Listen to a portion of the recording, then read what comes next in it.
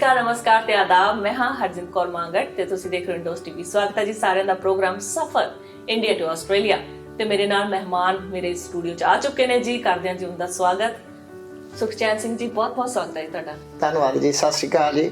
ਸਤਿ ਸ਼੍ਰੀ ਅਕਾਲ ਸਾਰੇ ਇੰਡੋਸ ਟੀਵੀ ਦੇਖ ਰਹੇ ਦਰਸ਼ਕਾਂ ਨੂੰ ਤੇ ਨਾਲ ਹੀ ਇੰਡੋਸ ਟੀਵੀ ਦੀ ਸਾਰੀ ਟੀਮ ਨੂੰ ਬਹੁਤ ਬਹੁਤ ਮੁਬਾਰਕਾਂ। ਜਿਹੜਾ ਇਹਨਾਂ ਨੇ ਇੰਨੇ ਛੋਟੇ ਸਮੇਂ ਦੇ ਵਿੱਚ ਇੰਨੇ ਜ਼ਿਆਦਾ ਤਰੱਕੀ ਹਾਸਲ ਕੀਤੀ ਹੈ। ਸਾਰੀ ਟੀਮ ਇਹਨਾਂ ਦੀ ਭਾਵੇਂ ਕੈਮਰੇ ਦੇ ਸਾਹਮਣੇ ਭਾਵੇਂ ਕੈਮਰੇ ਦੇ ਪਿੱਛੇ ਸਾਰੇ ਬਹੁਤ ਵਧਾਈ ਦੇ ਪਾਤਰ ਨੇ। ਧੰਨਵਾਦ ਤੁਹਾਡਾ ਸਾਨੂੰ ਇੱਥੇ ਸੱਦ ਕੇ ਆਪਣੇ ਸਫ਼ਰ 'ਚ ਸਾਡੇ ਸਫ਼ਰ ਦਾ ਹਿੱਸਾ ਪਾਉਣ ਲਈ। ਥੈਂਕ ਯੂ ਸੋ ਮਚ ਜੀ। ਨੜਵਿੰਦਰ ਜੀ, ਤੁਹਾਡਾ ਵੀ ਬਹੁਤ ਬਹੁਤ ਸਵਾਗਤ ਹੈ। ਸਤਿ ਸ਼੍ਰੀ ਅਕਾਲ ਜੀ ਸਾਰਿਆਂ ਨੂੰ ਜੀ, ਬਹੁਤ ਬਹੁਤ। ਤੇ ਤੁਹਾਡੇ ਬੱਚਿਆਂ ਦਾ ਵੀ ਬਹੁਤ ਬਹੁਤ ਸਵਾਗਤ ਹੈ ਜੀ। ਬੜੇ ਸ਼ਾਇਰ ਹੈ ਮੁੰਡਾ ਤਾਂ ਦੇਖੋ ਆਪਣੀ ਸਿਸਟਰ ਦੇ ਪਿੱਛੇ ਲੁਕੀ ਜਾਂਦਾ। ਕੈਮਰੇ ਨੂੰ ਫੇਸ ਨਹੀਂ ਕਰਨਾ। ਸਤਿ ਸ਼੍ਰੀ ਅਕਾਲ। ਕੈਮਰੇ ਨੂੰ ਫੇਸ ਨਹੀਂ ਕਰਨਾ। ਓਕੇ, ਅੱਛਾ ਜੀ। ਪੰਜਾਬ ਤੋਂ ਤੁਸੀਂ ਕਿੱਥੋਂ, ਸੁਖਚੈਨ ਜੀ? ਮੈਂ ਅੰਮ੍ਰਿਤਸਰ ਦੇ ਲਾਗੇ ਪਿੰਡ ਹੈ ਜੀ ਸਾਡਾ। ਅੰਮ੍ਰਿਤਸਰ ਤੋਂ ਪਠਾਨਕੋਟ ਹਾਈਵੇ ਦੇ ਉੱਪਰ ਪਿੰਡ ਹੈ, ਰਫਲੀ 15 ਕਿਲੋਮੀਟਰ ਬਾਹਰ ਅੰਮ੍ਰਿਤਸਰ ਤੋਂ। ਅੱਛਾ ਜੀ, ਓਕੇ। ਤੇ ਤੁਹਾਡਾ ਬਾਬਾ ਜੀ ਕਿੱਥੋਂ? ਮੇਰਾ ਪਿੰਡ ਅਕਾਲਗੜ੍ਹ ਪਈਆਂ, ਮਹਿਤਾ ਰੋਡ, ਡਿਸਟ੍ਰਿਕਟ ਮੇਰੀ ਵੀ ਅੰਮ੍ਰਿਤਸਰ ਹੈ ਜੀ। ਅੱਛਾ, ਤੁਸੀਂ ਸੇਮ ਹੀ ਡਿਸਟ੍ਰਿਕਟ ਤੋਂ। ਤੇ ਬਾਜੀ ਤੁਹਾਡੀ ਸਟੱਡੀ ਫਿਰ ਉੱਥੇ ਅੰਮ੍ਰਿਤਸਰ ਹੀ ਕਿੱਥੇ ਤੁਸੀਂ? ਜੀ ਸਟੱਡੀ ਪਿੰਡ ਵਾਲੇ ਸਕੂਲ ਤੋਂ ਸ਼ੁਰੂ ਹੋਈ ਤੇ ਹੌਲੀ ਹੌਲੀ ਫਿਰ ਅੰਮ੍ਰਿਤਸਰ ਸ਼ਹਿਰ ਦੇ ਵਿੱਚ ਸਕੂਲ ਸੀ ਇੱਕ, ਉੱਥੇ 10ਵੀਂ ਤੱਕ। ਫਿਰ ਥੋੜਾ ਟਾਈਮ ਖਾਲਸਾ ਕਾਲਜ ਅੰਮ੍ਰਿਤਸਰ ਜੀ, ਪਰ ਫਿਰ ਮੈਂ ਇੰਜੀਨੀਅਰਿੰਗ ਵਾਸਤੇ ਬਟਾਲਾ ਚਲਾ ਗਿਆ। ਓਕੇ ਜੀ। ਇੰਜੀਨੀਅਰਿੰਗ ਕੀਤੀ ਕਿਹੜੀ ਫੀਲਡ ਵਿੱਚ? ਮੈਂ ਸਿਵਲ ਇੰਜੀਨੀਅਰਿੰਗ ਕੀਤੀ ਜੀ, 2001 ਚ ਫਿਨਿਸ਼ ਕੀਤੀ ਸੀ। ਅੱਛਾ ਜੀ, ਹਾਂਜੀ। ਓਕੇ, ਫਿਰ ਉਸ ਤੋਂ ਬਾਅਦ ਜੌਬ ਕੀਤੀ ਇੰਡੀਆ? ਨਹੀਂ, ਜੌਬ ਨਹੀਂ, ਉੱਥੇ ਥੋੜੀ ਟ੍ਰੇਨਿੰਗ ਸੀ ਲਗਭਗ 1 ਸਾਲ ਦੀ। ਉਸ ਤੋਂ ਬਾਅਦ ਮੇਰੇ ਵੱਡੇ ਬ੍ਰਦਰ ਦੇ ਨਾਲ ਮੈਂ ਫਾਰਮੇਸੀ ਸੀ ਉਹਨਾਂ ਕੋਲ, ਫਾਰਮੇਸੀ 2003 ਸ਼ੁਰੂ ਕੀਤੀ। ਉਦੋਂ ਤੋਂ ਨਾਲ ਹੀ ਉੱਥੇ 2 ਸਾਲ ਉਹਨਾਂ ਦੇ ਨਾਲ ਰਿਹਾ। ਫਿਰ 2005 ਦੇ ਵਿੱਚ ਆਇਲਸ ਕੀਤੀ ਤੇ ਵਿਚਾਰ ਸੀ ਕਿ ਚੱਲ ਜੀਏ।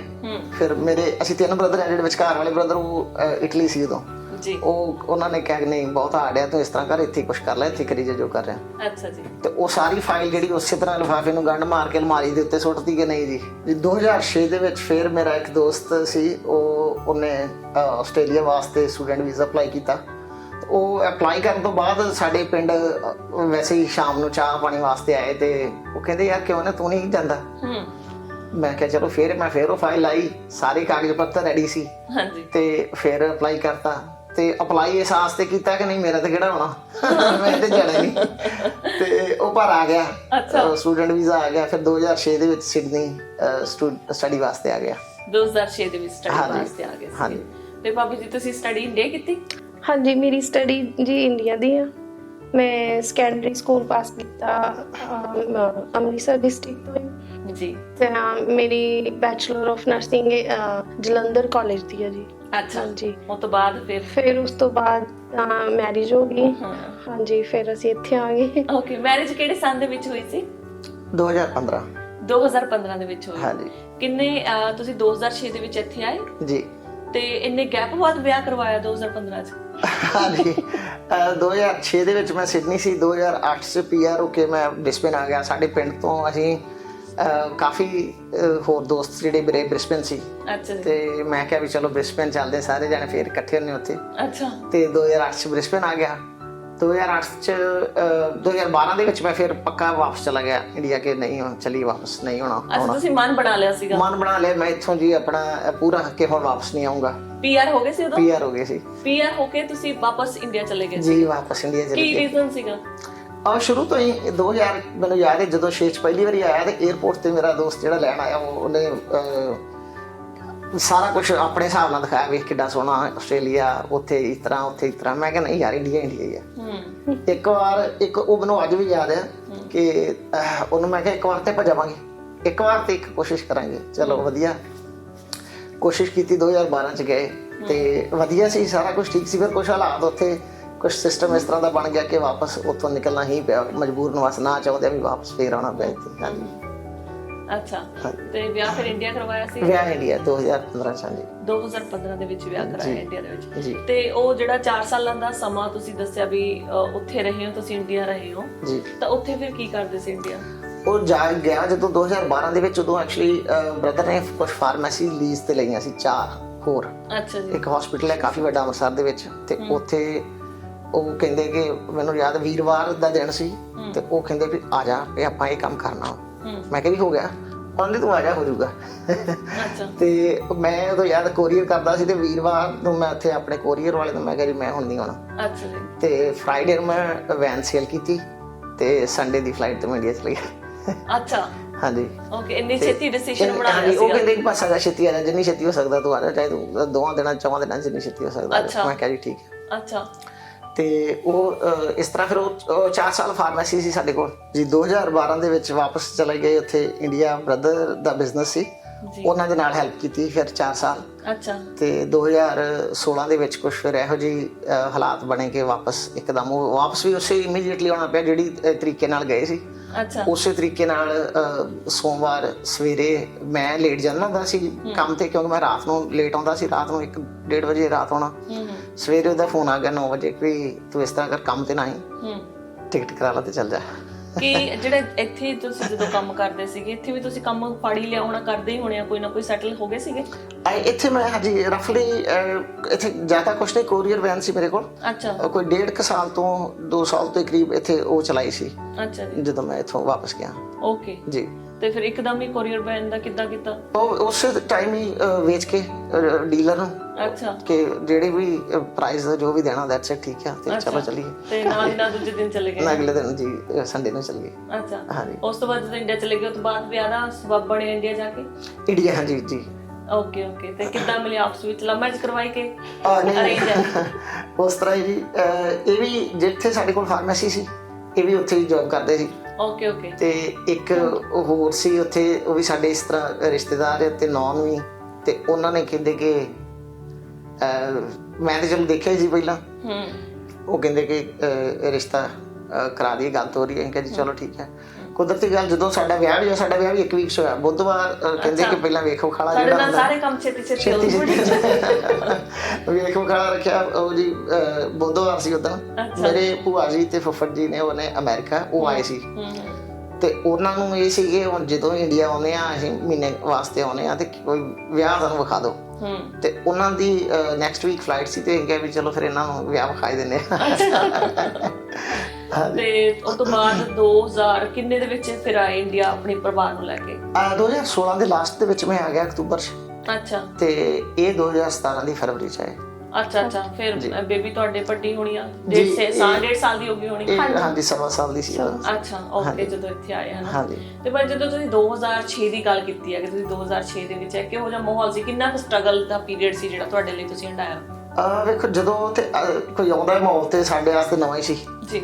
ਤੇ ਡੈਫੀਨੇਟਲੀ ਉਹ ਜਿਹੜੇ 2 ਸਾਲ ਪਹਿਲੇ ਸੀ ਸਟੱਡੀ ਦੇ ਨਾਲ, ਕੰਮ ਕਦੀ ਮਿਲ ਗਿਆ ਕਦੀ ਨਾ ਮਿਲਿਆ, ਜੇ ਮਿਲਿਆ ਤੇ ਉਹ ਲੇਟ ਮਿਲਿਆ, ਤੇ ਡੈਫੀਨੇਟਲੀ ਸਟਰਗਲ ਤੇ ਸਾਰਿਆਂ ਵਾਂਗ ਕੀਤਾ। ਤੇ ਪਰ ਜਦੋਂ ਹੋਰ ਤੁਹਾਡਾ ਮੈਂ ਪ੍ਰੋਗਰਾਮ ਲਗਾਤਾਰ ਦੇਖਦਾ ਰਹਿਣਾ, ਜਿਹੜੀਆਂ ਸਟੋਰੀਜ਼ ਸਾਰੇ ਜਣੇ ਸ਼ੇਅਰ ਕਰਦੇ, ਉਹਨਾਂ ਨਾਲ ਥੋੜਾ ਜਿਹਾ ਮੈਨੂੰ ਘੱਟ ਸਟਰਗਲ ਕਰਨਾ ਪਿਆ। ਕਰਨਾ ਜ਼ਰੂਰ ਪਿਆ ਪਰ ਥੋੜਾ ਜਿਹਾ ਘੱਟ। ਜੀ ਜੀ। ਹਾਂਜੀ। ਤੇ ਤੁਸੀਂ ਜਦੋਂ 2017 ਵਿੱਚ ਆ ਗਏ ਸੀ, ਚਲੋ ਭਾਜੀ ਇੱਥੇ ਪੱਕੇ ਸੀਗੇ ਹਨਾ, ਸਾਰਾ ਕੁਝ ਹੋ ਗਿਆ ਸੀ, ਤੁਹਾਨੂੰ ਇੰਨਾ ਦਿਮਾਗ ਦੇ ਵਿੱਚ ਪ੍ਰੈਸ਼ਰ ਨਹੀਂ ਸੀਗਾ, ਪਰ ਓਬਵੀਅਸਲੀ ਜਦੋਂ ਬੰਦਾ ਇੰਡੀਆ ਤੋਂ ਬਾਹਰਲੇ ਮੁਲਕ ਦੇ ਵਿੱਚ ਪ੍ਰਵਾਸ ਕਰਦਾ, ਕੁਛ ਨਾ ਕੁਛ ਤਾਂ ਚੇਂਜ ਲੱਗਦਾ ਹੈ ਜਾਂ ਵੱਖਰਾ ਲੱਗਦਾ। ਕਿਵੇਂ ਦਾ ਲੱਗਿਆ ਸੀ? ਹਾਂਜੀ, ਵਧੀਆ ਲੱਗਾ ਸੀਗਾ ਆ ਕੇ। ਬਟ ਇਹ ਸੀ ਕਿ ਪੂਰਾ ਫੈਮਿਲੀ ਛੱਡ ਕੇ ਆਏ ਸੀਗੇ, ਬਹੁਤ ਜ਼ਿਆਦਾ ਇਕੱਲਾਪਨ ਫੀਲ ਹੁੰਦਾ ਸੀਗਾ ਕਿਉਂਕਿ ਅਸੀਂ ਦੋਨੋਂ ਸੀਗੇ, ਮੈਂ ਤੇ ਲਿਬਸੀਸ। ਇਹਨਾਂ ਨੇ ਜੌਬ ਤੇ ਚਲੇ ਜਾਣਾ, ਅਸੀਂ ਦੋਨਾਂ ਨੇ ਵੇਟ ਕਰਦੇ ਰਹਿਣਾ ਕਦੋਂ ਆਉਣਾ, ਕਦੇ ਆਉਣਗੇ ਘਰ, ਕਦੋਂ ਆਉਣਗੇ ਘਰ। ਤੇ ਚਲੋ ਸ਼ਾਮ ਦਾ ਟਾਈਮ ਹੋਣਾ, ਥੋੜੇ ਟਾਈਮ ਲਈ ਤੇ ਵਾਕ ਤੇ ਚਲੇ ਜਾਣਾ ਲਾਗੇ, ਜ਼ਿਆਦਾ ਦੂਰ ਵੀ ਨਹੀਂ ਜਾ ਸਕਦੇ ਕਿਉਂਕਿ ਜ਼ਿਆਦਾ ਕਿਸੇ ਜਾਣਦੇ ਵੀ ਨਹੀਂ ਸੀਗੇ ਅਸੀਂ। ਤੇ ਬਸ ਐਵੇਂ ਹੀ ਹੌਲੀ ਹੌਲੀ ਜਾਣ ਪਛਾਣ ਵੱਧਦੀ ਗਈ ਤੇ ਚਲੋ 1-2 ਫੈਮਿਲੀ ਮਿਲ ਗਈਆਂ, ਉਹਨਾਂ ਨਾਲ ਗੱਪਸ਼ਪ ਹੋਣੀ ਸ਼ੁਰੂ ਹੋ ਗਈ। ਹਾਂਜੀ। ਬ੍ਰਿਸਬਨ ਹੀ ਆਏ ਸੀ ਤੁਸੀਂ? ਤੁਸੀਂ ਹਾਂਜੀ, ਬ੍ਰਿਸਬਨ ਹੀ ਆਏ ਸੀ। ਅੱਛਾ। ਤੁਸੀਂ ਜਦੋਂ ਇੱਥੇ ਆਸਟ੍ਰੇਲੀਆ ਸੀ, ਪਹਿਲਾਂ ਕਿੱਥੇ ਸੀ ਆਏ? ਸਿਡਨੀ ਆਏ ਸੀ। ਸਿਡਨੀ ਕਿੰਨਾ ਟਾਈਮ ਰਹੇ ਤੁਸੀਂ? 2 ਸਾਲ। 2 ਸਾਲ ਰਹੇ। ਫਿਰ ਕੀ ਕੀਤਾ ਸਿਡਨੀ ਦੇ ਵਿੱਚ? ਸਿਡਨੀ ਦੇ ਵਿੱਚ ਮੈਂ ਐਜ਼ ਕੁਕਰੀ ਦੀ ਸਟੱਡੀ ਲੈ ਕੇ ਆਇਆ ਸੀ ਤੇ ਉਹ ਮੈਂ ਰੈਸਟੋਰੈਂਟ ਹੀ ਕੰਮ ਕੀਤਾ most of the time. Okay. ਉਸ ਤੋਂ ਬਾਅਦ ਤੁਸੀਂ ਦੱਸਿਆ ਮੈਲਬਰਨ ਗਏ? ਨਹੀਂ, ਇੱਥੇ ਬ੍ਰਿਸਬਨ ਆ ਗਿਆ। ਬ੍ਰਿਸਬਨ ਹੀ ਆਏ? ਸਿਡਨੀ ਤੋਂ ਸਿੱਧਾ ਬ੍ਰਿਸਬਨ ਆ ਗਏ ਸੀਗੇ। ਓਕੇ। ਫਿਰ ਕਿਹੜੇ ਸਾਲ ਦੇ ਵਿੱਚ ਆਏ ਸੀ ਬ੍ਰਿਸਬਨ? 2008 ਲਾਸਟ। ਓਕੇ ਠੀਕ ਹੈ। ਜਦੋਂ ਇੰਡੀਆ ਜਾਣਾ ਸੀ ਉਦੋਂ ਬ੍ਰਿਸਬਨ ਦੇ ਵਿੱਚ ਸੀ ਤੁਸੀਂ? ਜੀ। ਓਕੇ। ਸਾਰਾ ਤੁਹਾਨੂੰ ਕਿਉਂਕਿ ਚਲੋ ਬ੍ਰਿਸਬਨ ਦੇ ਵਿੱਚ ਸੀ ਤਾਂ ਬ੍ਰਿਸਬਨ ਦੇ ਵਿੱਚ ਸਾਰੀ ਸੈਟਿੰਗ ਸੀਗੀ ਤੁਹਾਡੀ, ਨਾ ਤੁਹਾਨੂੰ ਪਤਾ ਸੀ ਕਿ ਕਿਸ ਤਰੀਕੇ ਨਾਲ ਕਾਰੋਬਾਰ ਕਰਨਾ ਕਿੱਦਾਂ, ਕਿਉਂਕਿ ਤੁਸੀਂ ਸਾਡਾ ਗੈਪ ਪੈ ਗਿਆ ਸੀ ਨਾ, ਇੰਡੀਆ ਚਲੇ ਗਏ ਸੀਗੇ, ਫਿਰ ਉਹ ਬੈਕਅਪ ਜਿਹੜਾ ਹੈਗਾ ਆਪਣੇ ਆਪ ਨੂੰ ਕਿੱਦਾਂ ਢਾਲਿਆ ਦੁਬਾਰਾ ਆ ਕੇ? ਪਹਿਲਾਂ ਤੇ ਸੀਗੇ ਜੇ ਪਹਿਲੀ ਦੌੜ ਸੀ ਜਿਹੜੀ ਕਿ PR, ਜਦੋਂ ਪਹਿਲੀ ਵਾਰੀ ਆਈ PR ਲੈਣੀ, ਉਹ ਦੌੜ ਨਹੀਂ ਸੀ। ਦੂਸਰੀ ਇਹ ਸੀ ਕਿ ਚਲੋ ਹੁਣ ਕੋਈ ਗੱਲ ਨਹੀਂ, ਹੁਣ ਥੋੜਾ ਬਹੁਤਾ ਕੰਮ ਦੇ ਵਿੱਚ ਤਜਰਬਾ ਲੈ ਲਿਆ ਕਿ ਕੋਈ ਨਵਾਂ ਕੰਮ ਕਰਨਾ ਕਰ ਸਕਦੇ, ਥੋੜਾ ਜਿਹਾ ਕੌਨਫੀਡੈਂਸ ਵੱਧ ਗਿਆ ਕਿ ਨਵੇਂ ਫੀਲਡ ਦੇ ਵਿੱਚ ਵੱਡਾ ਕੰਮ ਵੀ ਕੀਤਾ ਤੇ ਕੋਈ ਵੱਡੀ ਗੱਲ ਨਹੀਂ, ਆਪਾਂ ਕਰ ਸਕਦੇ ਹਾਂ, ਜੇ ਬੰਦਾ ਚਾਹੇ ਤੇ ਸਾਰਾ ਕੁਝ ਕਰ ਸਕਦਾ।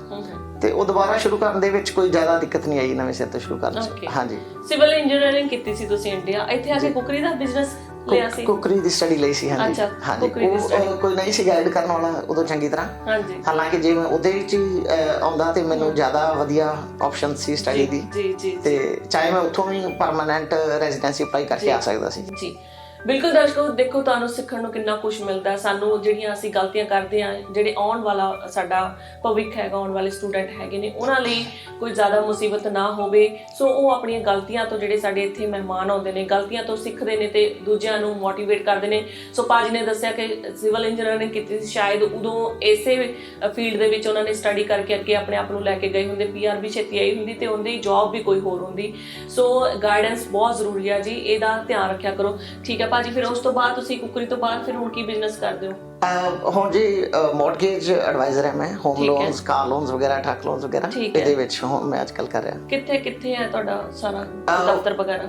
ਆਫਿਸ ਮੇਰਾ ਬੋਬਨ ਹਿਲਸ ਦੇ ਸਿਟੀ ਦੇ ਲਾਗੇ, ਪਰ ਮੋਸਟ ਆਫ ਦਾ ਟਾਈਮ ਮੈਂ ਆਊਟ ਆਫ ਆਫਿਸ ਹੀ ਕੰਮ ਕਰਦਾ ਜੀ। ਜ਼ਿਆਦਾਤਰ ਵਰਕ ਫਰਮ ਹੋਮ ਵੀ ਹੁੰਦਾ। ਓਕੇ, ਹਾਂਜੀ, ਕਿਉਂਕਿ ਬੱਚੇ ਛੋਟੇ ਕਿਸੇ ਵੇਲੇ ਲੈਣ ਜਾਣਾ, ਛੱਡਣ ਜਾਣਾ ਜੀ। ਤੇ ਪਰ ਠੀਕ ਦੋਵਾਂ ਥਾਵਾਂ ਤੇ ਹੁੰਦਾ, ਵਰਕ ਫਰਮ ਹੋਮ ਵੀ, ਆਫਿਸ ਵੀ ਆ। ਓਕੇ ਜੀ, ਪਰ ਇਹ ਕਈ ਨਾ ਹੁਣ ਜਿਹੜੇ ਐਕਸਪੀਰੀਅੰਸ ਕਈ ਵਾਰੀ ਹੁੰਦੇ ਨੇ, ਮੈਂ ਮਾਈਂਡ ਨਾ ਕਰੋ, ਆਪਾਂ ਦੇਸੀ ਹੋਈ ਆ ਸਾਰੇ, ਪਰ ਗੱਲ ਇਹ ਹੈ ਕਿ ਜਦੋਂ ਗੱਲ ਆਉਂਦੀ ਹੈ ਕਿ ਆਪਣੇ ਪੰਜਾਬੀ ਕੋਲ ਆਪਾਂ ਕੋਈ ਗੱਲ ਕਰਨ ਜਾਣ, ਜਿਹੜੇ ਮੌਰਗੇਜ ਬ੍ਰੋਕਰ ਹੁੰਦੇ ਨੇ, ਉਹ ਚੰਗੀ ਤਰ੍ਹਾਂ ਕਹਿੰਦੇ ਗਾਈਡ ਨਹੀਂ ਕਰਦੇ ਹੈਗੇ ਕਿ ਉਹ ਵਿੱਚ ਜਿਹੜੇ ਲੋਨ ਦਾ ਵਗੈਰਾ ਉਹ ਵਿੱਚ ਫਸਾ ਦਿੰਦੇ ਨੇ, ਨਾ ਬੰਦਾ ਇੱਧਰ ਦਾ ਰਹਿੰਦਾ ਨਾ ਉੱਧਰ ਦਾ। ਤੁਹਾਡੇ ਨਾਲ ਕੋਈ ਇਹੋ ਜਿਹਾ ਐਕਸਪੀਰੀਅੰਸ ਹੋਇਆ ਜੀ?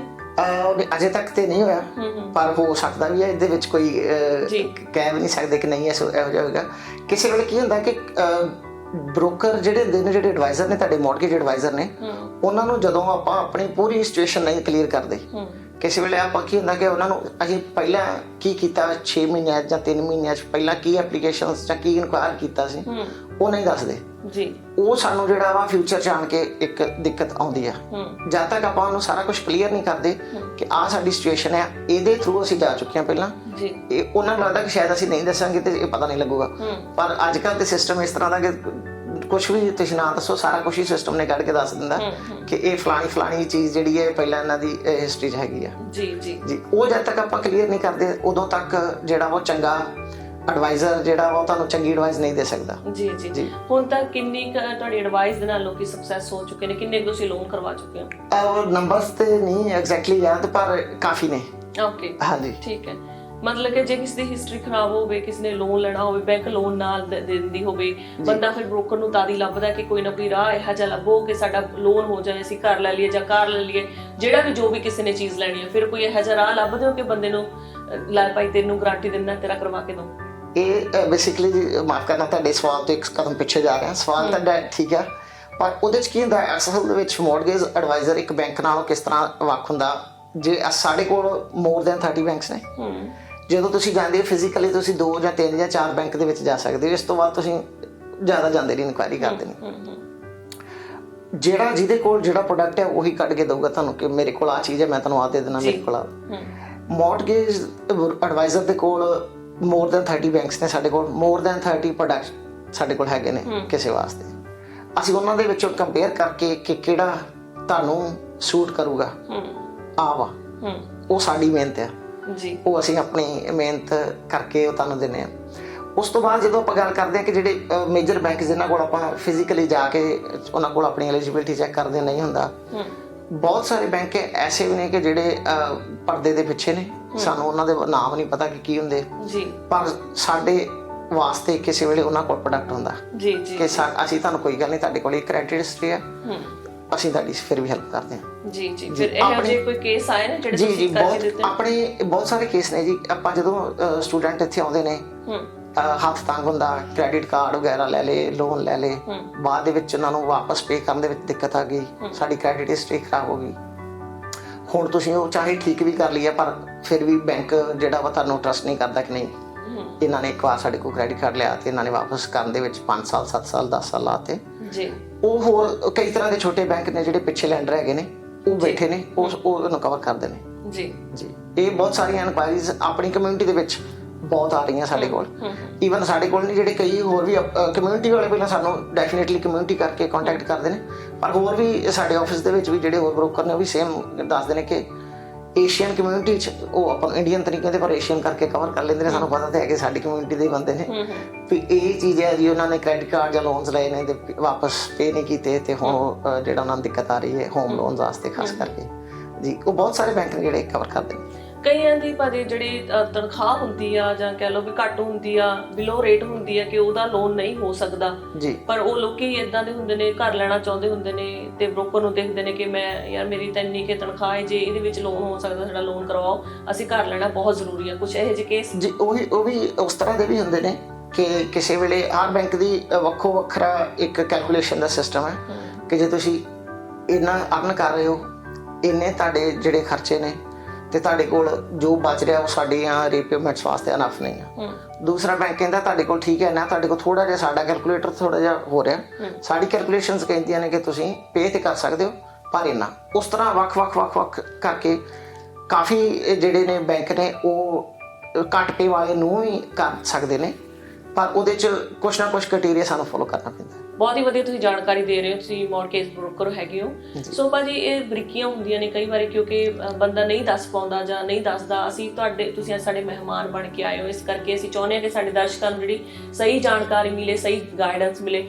ਹੁਣ ਕੀ ਹਾਲਾਤ ਨੇ ਕਿਉਂਕਿ ਕੋਵਿਡ-19 ਕਰਕੇ ਕਾਫੀ ਜ਼ਿਆਦਾ ਉਥਲ-ਪੁਥਲ ਹੋਈ ਹੈ, ਘਰਾਂ ਬਾਰੇ ਥੋੜਾ ਦੱਸੋਗੇ ਜਾਂ ਬੈਂਕ ਦੇ ਲੋਨ ਬਾਰੇ ਦੱਸੋਗੇ? ਕੁਝ ਇੰਟਰਸਟ ਰੇਟ ਦੀ ਗੱਲ ਕਰੋ। ਇੰਟਰਸਟ ਰੇਟ ਪਿੱਛੇ ਕਾਫੀ ਜ਼ਿਆਦਾ ਥੱਲੇ ਰਹੇ ਨੇ।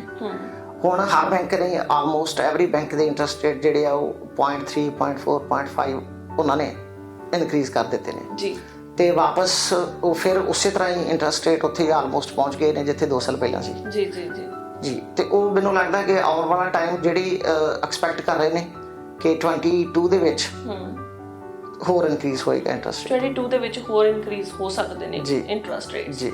ਸੋ ਇੱਕਦਮ ਹੀ ਪਹਿਲਾਂ ਬੜੇ ਇੰਟਰਸਟ ਰੇਟ ਗਿਰ ਗਏ ਸੀਗੇ, ਪਰ ਹੁਣ ਦੁਬਾਰਾ ਤੋਂ ਫਿਰ ਤੋਂ ਇਨਕਰੀਜ਼ ਹੋਣ ਦੇ ਚਾਂਸਸ ਨੇ ਜੀ। ਆਲਰੇਡੀ ਤੁਸੀਂ ਕਿਹਾ ਕੁਝ ਬੈਂਕ ਨੇ ਕਰ ਦਿੱਤੇ, ਬਹੁਤ ਸਾਰੇ ਬੈਂਕਾਂ ਨੇ ਕਰ ਵੀ ਦਿੱਤੇ ਨੇ। ਓਕੇ ਤੁਹਾਨੂੰ ਪਤਾ ਕਿਹੜੇ ਬੈਂਕ ਨੇ ਜਿਨ੍ਹਾਂ ਨੇ ਲਗਾਤਾਰ? ਉਹ ਆਲਮੋਸਟ ਜਿੰਨੇ ਵੱਡੇ ਬੈਂਕ ਨੇ ਸਾਰੇ ਵੱਡੇ ਬੈਂਕ ਸਾਰੇ ਨੇ ਕਰ ਦਿੱਤੇ। ਸੋ ਤੁਹਾਡੇ ਹਿਸਾਬ ਨਾਲ ਕੀ ਲੱਗਦਾ ਰਾਈਟ ਟਾਈਮ ਕਿ ਜਿਹੜੇ ਲੋਕੀ ਦੇਖ ਰਹੇ ਨੇ ਘਰ, ਉਹਨਾਂ ਨੂੰ ਇਸ ਸਮੇਂ ਲੈ ਲੈਣਾ ਚਾਹੀਦਾ ਜਾਂ ਵੇਟ ਕਰਨਾ ਚਾਹੀਦਾ? ਬਹੁਤ ਹਾਰਡ ਕੁਐਸਚਨ ਹੈ ਜੀ ਇਹ, ਤੇ ਇਹਦਾ ਆਨਸਰ ਵੀ ਉਸੇ ਤਰ੍ਹਾਂ ਬਹੁਤ ਹਾਰਡ ਹੈ ਕਿਉਂਕਿ ਕੁਝ ਜਿਹੜੇ ਨੇ ਬਿਲਕੁਲ ਇਸੇ ਚੀਜ਼ ਨੂੰ ਫੋਲੋ ਕਰਦੇ ਨੇ ਕਿ ਪ੍ਰਾਪਰਟੀ ਦਾ ਰੇਟ ਕਿੱਥੇ ਗਿਆ ਜਾਂ ਕਿੱਥੇ ਗਿਆ। ਉਹ ਸਪੈਸ਼ਲਿਸਟ ਕਹਿ ਰਹੇ ਨੇ ਕਿ ਆਉਣ ਵਾਲੇ ਥੋੜੇ ਸਮੇਂ 'ਚ ਸ਼ਾਇਦ ਮੇ ਬੀ ਪ੍ਰਾਪਰਟੀ ਦੇ ਪ੍ਰਾਈਸ ਜਿਹੜੇ ਨੇ ਉਹ ਹੋਲਡ ਹੋ ਜਾਣਗੇ ਕਿ ਇੰਨੀ ਜਿਹੜੀ 1 ਸਾਲ ਦੇ ਵਿੱਚ ਜਿਹੜੀ ਵੱਡੀ ਛਾਲ ਵੱਜੀ ਹੈ ਉਹ ਸ਼ਾਇਦ ਉੱਥੇ ਦੀ ਉੱਥੇ ਖਲੋਰੂਗੀ, ਅੱਗੇ ਉਸ ਤੋਂ ਵੱਡੀ ਨਹੀਂ ਹੋਏਗੀ। ਜੀ ਜੀ, ਤੇ ਬਹੁਤ ਹਾਰਡ ਹੈ ਕਹਿਣਾ ਕਿ ਪ੍ਰਾਪਰਟੀ ਦੇ ਰੇਟ ਉੱਪਰ ਜਾਣਗੇ, ਰੁਕ ਜਾਣਗੇ, ਥੱਲੇ ਜਾਣਗੇ, ਕਹਿ ਨਹੀਂ ਸਕਦੇ ਕੁਝ। ਜੀ ਜੀ, ਬਹੁਤ ਹੀ ਵਧੀਆ ਜੀ, ਬਹੁਤ ਵਧੀਆ ਜਾਣਕਾਰੀ ਹੈ। ਤੇ ਤੁਸੀਂ ਦੱਸੋ ਭਾਬੀ ਜੀ, ਤੁਸੀਂ ਇਸ ਸਮੇਂ ਕੀ ਕਰਦੇ ਹੋ? ਮੈਂ ਹਾਊਸ ਵਾਈਫ ਹਾਂ ਜੀ। ਤੁਸੀਂ ਬੱਚਿਆਂ ਦੀ ਪਰਵਰਿਸ਼ ਕਰ ਰਹੇ ਹੋ ਕਿਉਂਕਿ ਤੁਹਾਡੇ ਬੱਚੇ ਵੀ ਛੋਟੇ ਨੇ, ਉਹਨਾਂ ਬਾਰੇ ਵੀ ਤੁਸੀਂ, ਇਹ ਸਭ ਤੋਂ ਵੱਡੀ ਡਿਊਟੀ ਹੁੰਦੀ ਹੈ ਜੀ। ਮਾਂ ਦੀ ਜਿਹੜੀ ਡਿਊਟੀ ਹੈ ਬੱਚਿਆਂ ਨੂੰ ਸਾਂਭਣਾ, ਇਹ ਸਭ ਤੋਂ ਵੱਡੀ ਜੌਬ ਹੈ। ਤੇ ਭਾਜੀ ਇਨ ਫਿਊਚਰ ਕਿਹੋ ਜਿਹੇ ਪਲਾਨ ਨੇ ਤੁਹਾਡੇ? ਟੂ ਬੀ ਓਨੈਸਟ, ਫਿਊਚਰ ਦਾ ਪਲਾਨ ਮੈਂ ਕਦੇ ਨਹੀਂ ਬਣਾਇਆ, ਨਾ ਹੀ ਕਦੀ ਸੋਚਿਆ ਕਿ ਫਿਊਚਰ 'ਚ ਕੀ ਹੋਵਾਂਗੇ।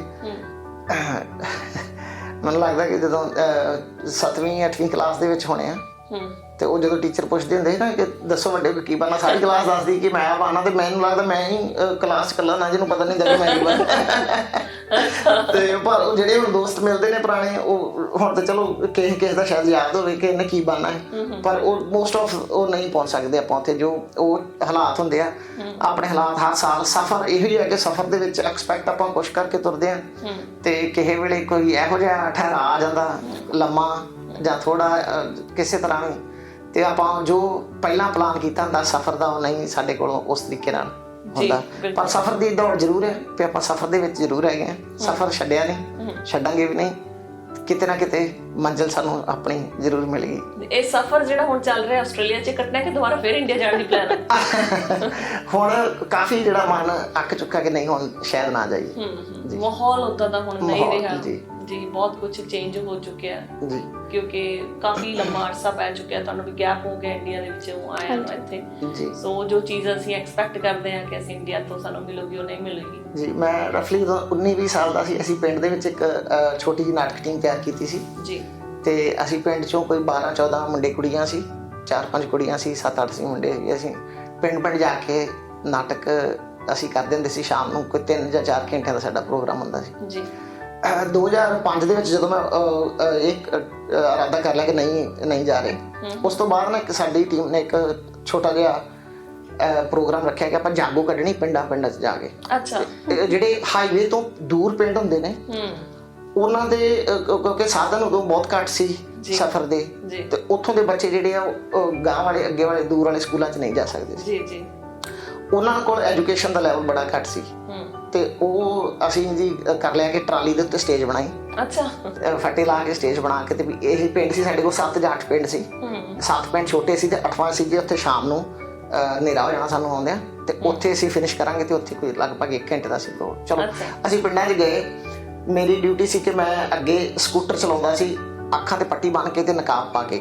ਕੀ ਬਾਤ ਹੈ। ਤੇ ਉਹ ਟ੍ਰਿਕ ਹੁੰਦਾ ਸੀ ਕਿ ਸਕੂਟਰ ਦਾ ਸਲੈਂਸਰ ਲਾਇਆ ਹੁੰਦਾ ਸੀ, ਤੇ ਆਵਾਜ਼ ਸਕੂਟਰ ਦੀ ਆਉਣੀ, ਤੇ ਪਹਿਲੇ ਜਾਂ ਦੂਜੇ ਗੇਅਰ 'ਚ ਰੱਖ ਦਿੰਦੇ ਸੀ। ਤੇ ਰੇਸ ਕਹਿੰਦੇ ਸੀ, ਰੇਸ ਦੇ ਕੇ ਰੱਖੋ ਵੀ ਤਾਂ ਕਿ ਲੋਕਾਂ ਨੂੰ ਪਤਾ ਲੱਗ ਜਾਵੇ ਵੀ ਕੀ ਹੋ ਗਿਆ, ਬਾਹਰ ਲੋਕੀ ਭੱਜ ਆਉਣ, ਤੇ ਉੱਥੇ ਆਪਾਂ ਫਿਰ ਸਟੇਜ ਲਾਉਣੀ ਆ, ਤੇ ਆਉਣ ਕੇ ਤੇ ਲੋਕੀ ਸਾਨੂੰ ਸਾਡੀਆਂ ਗੱਲਾਂ ਸੁਣ ਤੇ ਦੇਖਣਾ ਸਭ ਕੀ ਕਰ। ਪਹਿਲਾਂ ਪਿੰਡਾਂ ਦੇ ਵਿੱਚ ਦੱਸਿਆ ਹੁੰਦਾ ਸੀ ਕਿ ਤੁਹਾਡੇ ਪਿੰਡ ਕੋਈ ਪ੍ਰਬੰਧ ਕੀਤਾ ਹੁੰਦਾ ਸੀ, ਫਲਾਣੇ ਇੰਨੇ ਵਜੇ ਆ ਰਹੇ ਨੇ। ਠੀਕ ਹੈ, ਇਸ ਕਾਈਂਡ ਆਫ ਨੁੱਕੜ ਨਾਟ।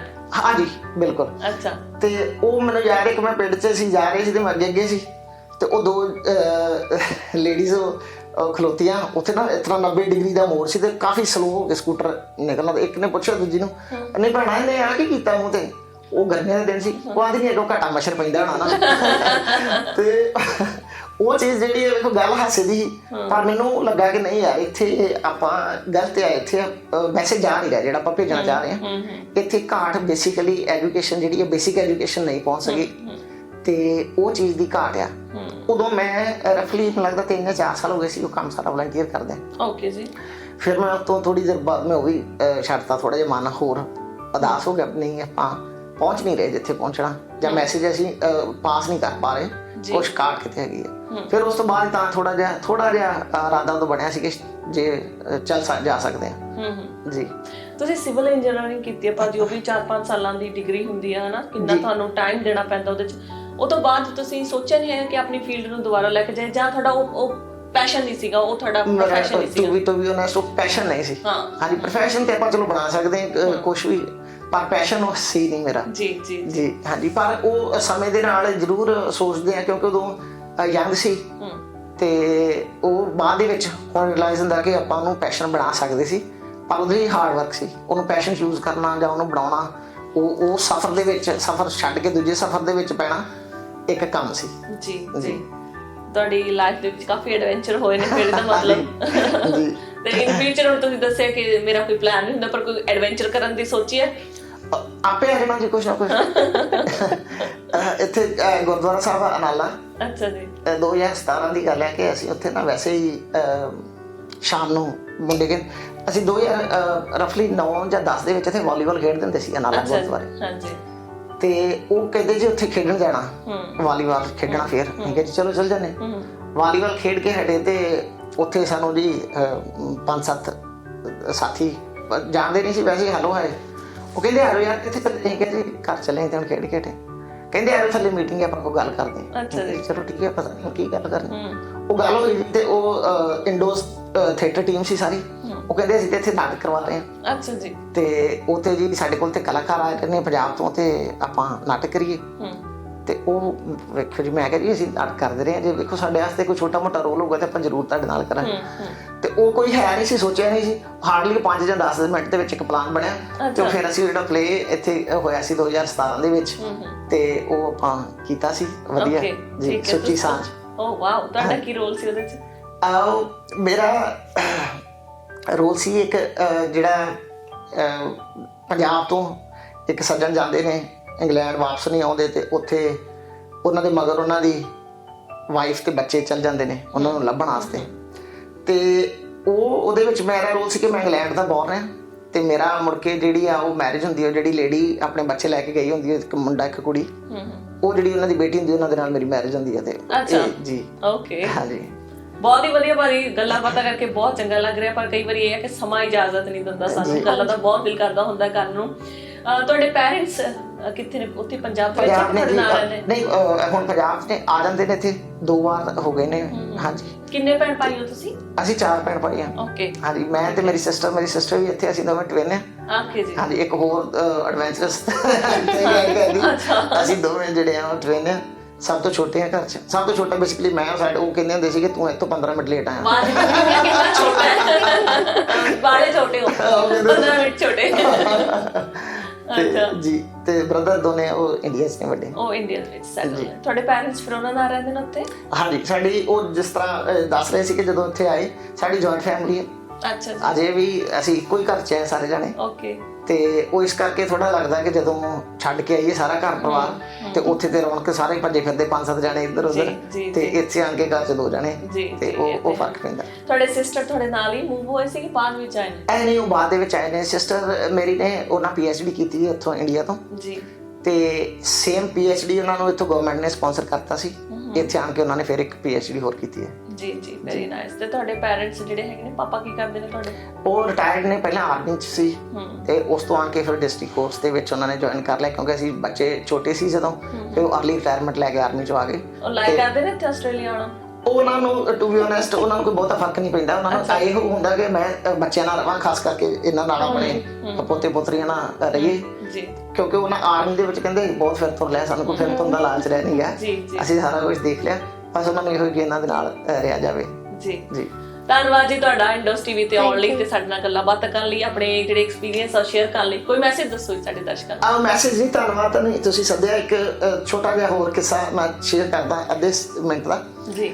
ਸਿਡਨੀ ਦੇ ਵਿੱਚ ਕਿਸੇ ਕੋਲ ਉਦੋਂ ਨਾ ਮੈਨੂੰ ਮੇਰਾ ਦੋਸਤ ਸੀ, ਉਹਨੇ ਸਟੂਡੈਂਟ ਵੀਜ਼ਾ ਐਕਸਟੈਂਡ ਕਰਾਉਣਾ ਸੀ ਸ਼ਾਇਦ, ਅਸੀਂ ਕਿਸੇ ਕੰਸਲਟੈਂਟ ਕੋਲ ਚਲੇ ਗਏ, ਤੇ ਉਹਨੂੰ ਕੋਈ ਸਵਾਲ ਕੀਤਾ ਉਹਨੇ, ਤੇ ਉਹਨਾਂ ਅੱਗੇ ਜਿਹੜਾ ਜਵਾਬ ਦਿੱਤਾ, ਟੂ ਬੀ ਓਨੈਸਟ ਮੈਨੂੰ ਸਵਾਲ ਵੀ ਯਾਦ ਨਹੀਂ ਵੀ ਕੀ ਸੀ, ਮੈਨੂੰ ਬੰਦਾ ਵੀ ਯਾਦ ਨਹੀਂ ਕੌਣ ਸੀ ਤੇ ਕਿਹਦੇ ਨਾਲ ਮੈਂ ਗਿਆ, ਮੈਨੂੰ ਉਹ ਵੀ ਯਾਦ ਨਹੀਂ, ਪਰ ਉਹਨਾਂ ਦਾ ਜਵਾਬ ਇੱਕ ਬੜਾ ਵਧੀਆ ਸੀ। ਉਹਨਾਂ ਦਾ ਜਵਾਬ ਸੀ, ਕਹਿੰਦੇ ਜੀ ਤੁਸੀਂ ਇੰਡੀਆ ਤੋਂ ਇੱਥੇ ਪੜ੍ਹਨ ਵਾਸਤੇ ਆਏ ਹੋ, ਜਦੋਂ ਤੁਸੀਂ ਉੱਥੇ ਐਪਲੀਕੇਸ਼ਨ ਲਾਈ ਤੁਸੀਂ ਕਿਹਾ ਵੀ ਅਸੀਂ 2 ਸਾਲ ਪੜਾਂਗੇ ਤੇ ਵਾਪਸ ਆ ਜਾਵਾਂਗੇ, ਜੇ ਤੁਸੀਂ ਚਾਹੁੰਦੇ ਹੋ ਕਿ ਪਰਮਾਨੈਂਟ ਰੈਜ਼ੀਡੈਂਸੀ ਜਾਂ ਸਿਟੀਜ਼ਨ ਲੈਣੀ ਆ, ਤੁਹਾਨੂੰ ਉਹਦੇ ਵਾਸਤੇ ਉਹਦਾ ਵੱਖਰਾ ਕ੍ਰਾਈਟੇਰੀਆ ਜਿਹੜਾ ਫੋਲੋ ਕਰਨਾ ਪਊਗਾ। ਪਹਿਲਾਂ ਕਹਿੰਦੇ ਵੀ ਤੁਸੀਂ ਆਪਣਾ ਜਿਹੜਾ ਸਟੂਡੈਂਟ ਵੀਜ਼ਾ ਉਹਨੂੰ ਬਹਾਲ ਰੱਖੋ, ਇਹ ਨਾ ਹੋਵੇ ਕਿ PR ਦੇ ਚੱਕਰ 'ਚ ਤੁਸੀਂ ਆਪਣਾ ਸਟੂਡੈਂਟ ਵੀਜ਼ਾ ਖਰਾਬ ਕਰਕੇ ਨਾ ਹੋਵੇ ਤੁਹਾਨੂੰ ਰਿਪੋਰਟ ਕਰ ਦੇਣ। ਸੋ ਉਹ ਇਹ ਮੇਰਾ ਨਵੇਂ ਜਿਹੜੇ ਮੇਰੇ ਸਾਥੀ ਆ ਰਹੇ ਨੇ, ਉਹ ਛੋਟੇ ਸਾਥੀ ਆ ਰਹੇ ਨੇ, ਸਟੂਡੈਂਟ ਆ ਰਹੇ ਨੇ, ਉਹਨਾਂ ਨੂੰ ਮੇਰਾ ਜ਼ਰੂਰ ਇੱਕ ਸਲਾਹ ਆ ਕਿ ਆਪਾਂ ਉੱਥੋਂ ਪਹਿਲਾਂ ਪੜ੍ਹਨ ਵਾਸਤੇ ਆਏ ਹਾਂ, ਆਪਾਂ ਪੜ੍ਹਨ ਵਾਸਤੇ ਉੱਥੇ ਐਪਲੀਕੇਸ਼ਨ ਲਾਈ, ਪੜ੍ਹਨ ਵਾਲਾ ਵੀਜ਼ਾ ਸਾਡੇ ਕੋਲ ਹੈ, ਪਹਿਲਾਂ ਆਪਾਂ ਉਹਦਾ ਸਾਰਾ ਕ੍ਰਾਈਟੇਰੀਆ ਫੋਲੋ ਕਰ ਲਈਏ ਵੀ ਉਹਦੀਆਂ ਕੀ ਸ਼ਰਤਾਂ ਨੇ ਆਪਾਂ ਪੂਰੀਆਂ ਰੱਖੀਏ, ਉਸ ਤੋਂ ਅਗਲਾ ਸਟੈਪ ਜਿਹੜਾ ਕਿ ਜੇ ਆਪਾਂ ਰਹਿਣਾ ਚਾਹੁੰਦੇ ਹਾਂ ਉੱਥੇ, ਫਿਰ ਆਪਾਂ ਪਰਮਾਨੈਂਟ ਰੈਜ਼ੀਡੈਂਸੀ ਵਾਸਤੇ ਜਿਹੜੇ ਸਟੈਪਸ ਨੇ ਫਿਰ ਉਹਨਾਂ ਨੂੰ ਫੋਲੋ ਕਰ ਲਈਏ। ਜੀ ਬਿਲਕੁਲ ਜੀ ਜੀ, ਬਹੁਤ ਧੰਨਵਾਦ ਜੀ ਤੁਹਾਡਾ, ਤੁਸੀਂ ਆਪਣੇ ਛੋਟੇ ਜਿਹੇ ਕਿੱਸੇ ਦੇ ਵਿੱਚ ਸੰਦੇਸ਼ ਵੀ ਦੇ ਦਿੱਤਾ, ਬਹੁਤ ਹੀ ਚੰਗਾ ਲੱਗਿਆ ਤੁਹਾਡੇ ਨਾਲ ਗੱਲਬਾਤ ਕੀਤੀ। ਧੰਨਵਾਦ ਜੀ। ਤੁਸੀਂ ਕੋਈ ਸੰਦੇਸ਼ ਦੇਣਾ ਚਾਹੋਗੇ ਜੀ? ਹਾਂਜੀ, ਮੇਰਾ ਇਹੀ ਸੰਦੇਸ਼ ਜੋ ਇਹਨਾਂ ਨੇ ਪਹਿਲਾਂ ਕਹਿ ਚੁੱਕੇ ਨੇ ਕਿ ਜਿਹੜਾ ਵੀ ਸਟੂਡੈਂਟ ਵੀਜ਼ੇ ਤੇ ਇੱਥੇ ਆ ਰਹੇ ਨੇ ਬੱਚੇ, ਉਹ ਸਿਰਫ ਸਟੱਡੀ ਵੱਲ ਹੀ ਜ਼ਿਆਦਾ ਧਿਆਨ ਦੇਣ, ਤੇ ਉਹ ਸਹੀ ਰਸਤੇ ਤੇ ਚੱਲਣ ਦੀ ਕੋਸ਼ਿਸ਼ ਕਰਨ, ਤਾਂ ਹੀ ਉਹਨਾਂ ਦਾ PR ਲੈਣ ਦਾ ਜਿਹੜਾ ਤਰੀਕਾ ਹੈ ਉਹ ਹੋਰ ਜ਼ਿਆਦਾ ਈਜ਼ੀ ਸੌਖਾ ਹੋ ਜਾਏਗਾ ਜੀ। ਹਾਂਜੀ, ਬਸ ਇਹੀ। ਠੀਕ ਹੈ, ਥੈਂਕ ਯੂ ਸੋ ਮਚ, ਤੁਹਾਡਾ ਧੰਨਵਾਦ ਜੀ। ਓਕੇ ਜੀ, ਥੈਂਕ ਯੂ। ਦਰਸ਼ਕੋ, ਤੁਹਾਡੇ ਤੋਂ ਵੀ ਸਮਾਂ ਹੋ ਜਾਏ ਇਜਾਜ਼ਤ ਲੈਣ ਦਾ, ਪਰ ਜਿਵੇਂ ਸਾਡੇ ਕੋਈ ਨਾ ਕੋਈ ਮਹਿਮਾਨ ਆਉਂਦਾ ਹੈ ਤਾਂ ਆਪਣੀਆਂ ਗੱਲਾਂ ਬਾਤਾਂ, ਆਪਣੇ ਐਕਸਪੀਰੀਅੰਸ ਦੇ ਵਿੱਚੋਂ ਆਪਣੇ ਜਿਹੜੇ ਵਿਊਜ਼ ਆ ਉਹ ਜ਼ਰੂਰ ਸ਼ੇਅਰ ਕਰਦੇ ਨੇ। ਇਸ ਕਪਲ ਤੋਂ ਵੀ ਅਸੀਂ ਇਹ ਸਿੱਖਿਆ ਕਿ ਜੇਕਰ ਤੁਸੀਂ ਸਟੱਡੀ ਵੀਜ਼ੇ ਤੇ ਆਏ ਹੋ, ਆਪਣੀ ਮੰਜ਼ਿਲ ਦੇ ਉੱਤੇ ਪਹੁੰਚਣਾ ਚਾਹੁੰਦੇ ਹੋ, ਤਾਂ ਉਸ ਫੀਲਡ ਨੂੰ ਬਰਕਰਾਰ ਰੱਖੋ, ਆਪਣੇ ਤਜਰਬੇ ਦੇ ਨਾਲ ਅੱਗੇ ਚੱਲੋ, ਗਾਈਡੈਂਸ ਜ਼ਰੂਰ ਲੈ ਕੇ ਚੱਲੋ, ਤੇ ਇੱਕ ਦਿਨ ਤੁਸੀਂ ਕਾਮਯਾਬੀ ਦੀ ਤਰੱਕੀ ਜਿਹੜੀ PR ਦੀ ਜਿਹੜੀ ਰਾਹ ਹੈ ਉਹਨੂੰ ਜ਼ਰੂਰ ਹਾਸਲ ਕਰ ਲਓਗੇ ਜੀ। ਮਿਲਦੇ ਹਾਂ ਜੀ ਅਗਲੇ ਐਪੀਸੋਡ ਦੇ ਵਿੱਚ ਨਵੇਂ ਪਰਿਵਾਰ ਦੇ ਨਾਲ। ਧੰਨਵਾਦ।